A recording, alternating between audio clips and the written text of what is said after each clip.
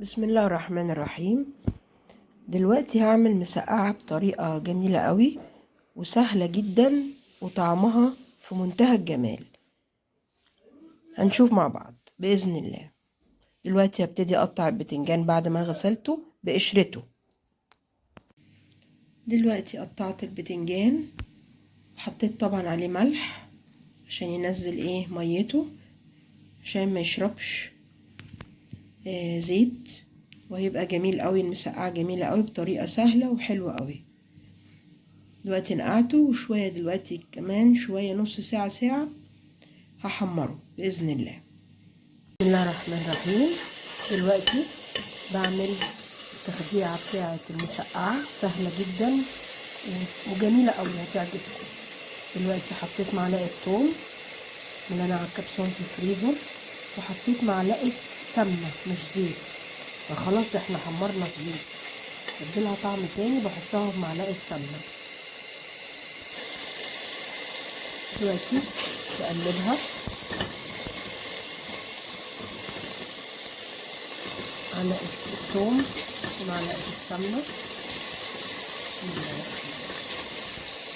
شوح بس كده.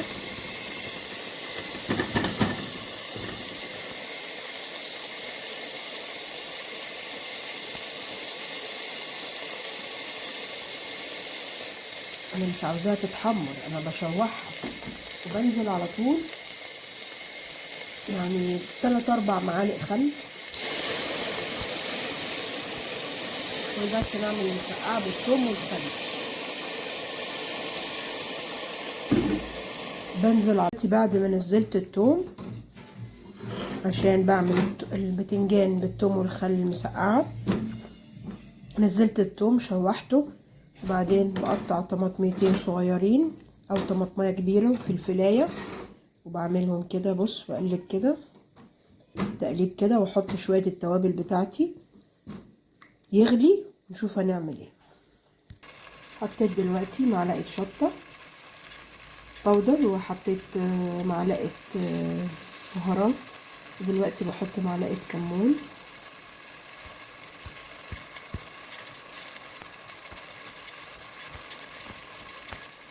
ومعلقة كزبرة ناشفة.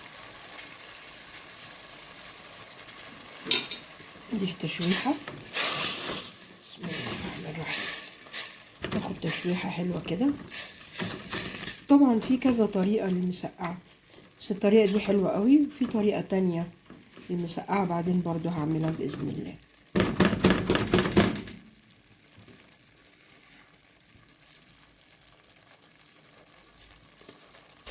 هنزل دلوقتي معلقة ونص ملح، معلقة الشاي معلقة ونص، وديها تقليبة برضو، تقليبة من غير ما اكسر الطماطم. بسم الله، ريحتها حلوة قوي قوي قوي. دلوقتي هبتدي انزل البتنجان اللي انا حمرته. دلوقتي نزلت البتنجان على الثوم والطماطم والفلفل، شايفين شكله حلو قد ايه. بديها غلوة وخلاص بقت جاهزة للأكل، وريحتها حلوة قوي قوي. مسقعة سهلة جدا جدا جدا، وإن شاء الله تعجبكم. يا ريت تجربوها إن شاء الله. إذا عجبتكم ما تنسوش الاشتراك في القناة وسبسكرايب واللايك وجرس الإشعارات. ميرسي، بون أبيتي.